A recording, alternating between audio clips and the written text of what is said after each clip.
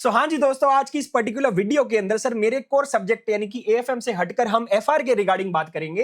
And sir मैं आपको यहां पर एफआर की एक इंपॉर्टेंट टिप देने आया हूं। सर ये टिप इतनी ज्यादा इंपॉर्टेंट है, ये पॉइंट इतना ज्यादा इंपॉर्टेंट है कि सर ये आपकी एग्जामिशन यहां पर डिसाइड कर सकती है। एंड सर इसके अलावा सर ये पॉइंट आपको पूरे यूट्यूब पे कहीं भी सुनने को नहीं मिलेगा। एंड सर आप भी कहीं ना कहीं रियलाइज करोगे सर ये मिस्टेक हम कर रहे थे, और सर अगर आपने ये मिस्टेक अवॉइड कर दी और आपकी तैयारी अगर अच्छी हुई तो भैया आप बहुत अच्छे से सर एग्जामिशन ला सकते हो। सर होता क्या है सर, अभी आपकी 25 अप्रैल जैसे आ चुकी है, तो इस टाइम पे सर मोस्ट ऑफ द बच्चों ने सर एफआर की तैयारी शुरू कर दी होगी।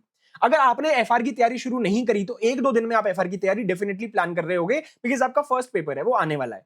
अब भैया यहां पर प्रॉब्लम क्या आती है सर, अंधाधुन बच्चे तैयारी शुरू कर देते हैं। स्टूडेंट्स क्या करेंगे सर, सबसे पहले वो क्या करेंगे sir, business combination, consolidated financial statement, financial instrument, लीजेस, ऐसे बड़े बड़े चैप्टर्स उठाएंगे कि सर हमें तो सबसे पहले ए कैटेगरी वाले सर हमें स्कोरिंग चैप्टर्स कवर करने हैं। और बात भी बिल्कुल जायज है, बच्चे सब यही करते हैं और मोस्ट ऑफ द स्टूडेंट्स यही करेंगे।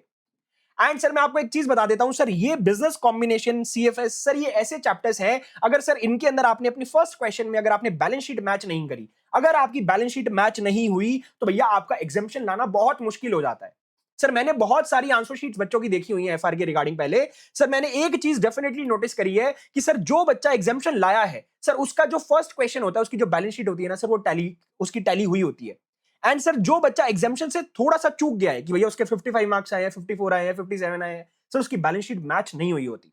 तो भैया ये एक सिंगल पॉइंट जो है ना सर, ये आपका सर यहां पर एग्जामिशन की जर्नी को कवर करता है। सर यहां पर प्रॉब्लम क्या आती है सर, बच्चे प्रॉब्लम ये फेस करते हैं कि हमने पहले पहले स्टार्टिंग में अंधाधुन फटाफट से ये चैप्टर्स पढ़ लिए। अब भैया इन चैप्टर्स के अंदर सर कुछ माइन्यूट पॉइंट्स होते हैं, आपको पता है स्टेप बाय स्टेप आपको चलना पड़ता है, स्टेप बाय स्टेप अप्रोच होती है। सर एक स्टेप आपने मिस कर दिया तो आपकी बैलेंस शीट मैच नहीं होगी।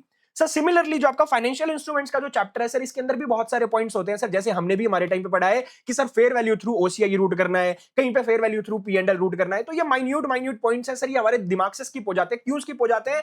क्योंकि भैया आपने आज 25 को सर ये चैप्टर्स रिवाइज कर लिया मान लो, फिर आपने लास्ट में इन चैप्टर्स के लिए आप टाइम नहीं निकाल पाए, बिकॉज आपका बिल्कुल अल्टीमेटली लास्ट में पूरा पूरा सिलेबस खत्म हो गया।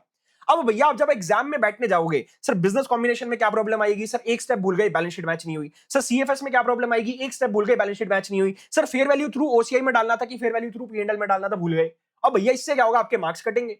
अब भैया यहां पर करना क्या है सर, सॉल्यूशन क्या है इस बात का? सर इस बात का सॉल्यूशन ये है कि सर आपके पास टू चॉइसेस है, या तो इन चैप्टर्स के लिए लास्ट के 2 डेज रिजर्व कर दो कि लास्ट के 2 डेज यही चैप्टर करने हैं, ताकि आपको क्या है सर ताजा ताजा याद रहे।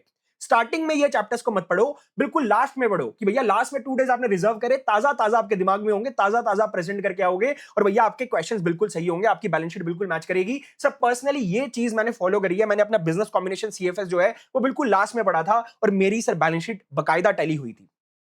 सर दूसरी चॉइस आपके पास क्या है? दूसरी चॉइस ये है कि सर अगर आपको डर लग रहा है कि सर बाद में अगर हम ये चैप्टर्स ना कवर कर पाए तो क्या होगा, तो भैया आप स्टार्टिंग में ही कवर कर लो जैसा आप करते आ रहे हो। लेकिन सर लास्ट का एक दिन या आधा दिन इन चैप्टर्स के लिए रिजर्व रखना। आधे दिन में आपको क्या करना है सर, अपने कॉन्सेप्ट नोट्स को अच्छे से देखना है। मतलब हालांकि आधे दिन से भी कम में हो जाएगा, लेकिन अपने कॉन्सेप्ट नोट्स को अच्छे से देखना है कि ओके क्या क्या स्टेप्स थे, कैसे कैसे सॉल्व करना है। और एक क्वेश्चन फटाफट से सर ऑडिट कर लेना। ऑडिट मतलब देख लेना ऊपर ऊपर से, फटाफट से बिजनेस कॉम्बिनेशन का एक क्वेश्चन देख लिया, सीएफएस का एक क्वेश्चन देख लिया, फाइनेंशियल इंस्ट्रूमेंट्स का एक क्वेश्चन देख लिया, लीजेस का एक क्वेश्चन देख लिया, ताकि आपको याद रहे कि sir step by step approach क्या होती है और आप एग्जाम में अच्छे से प्रेजेंट करके आए। सर ये छोटी सी टिप जो है सर, ये आपकी एग्जामिनेशन की स्ट्रेटजी चेंज कर सकती है। तो भैया ये अपने दोस्तों के साथ डेफिनेटली शेयर करना, क्योंकि मेरे को पता है सर ये पॉइंट डेफिनेटली बच्चे मिस करते हैं और मैंने बहुत बच्चों को सर ये टिप पहले ऑलरेडी दी है। एंड सर ट्रस्ट मी, ये टिप फॉलो करने के बाद उनकी एग्जामिनेशन आई। क्यों? क्योंकि सर पहले वो अंधाधुन तैयारी कर रहे थे, सर उनको सब आता है, अच्छे से सब आता है, लेकिन सर हम एग्जामिनेशन स्कोर नहीं कर पाते। एग्जाम में क्या हो जाता है हमें पता नहीं है। यही होता है एग्जाम में भैया, आपको चीजें ताजी ताजी याद नहीं होती हैं,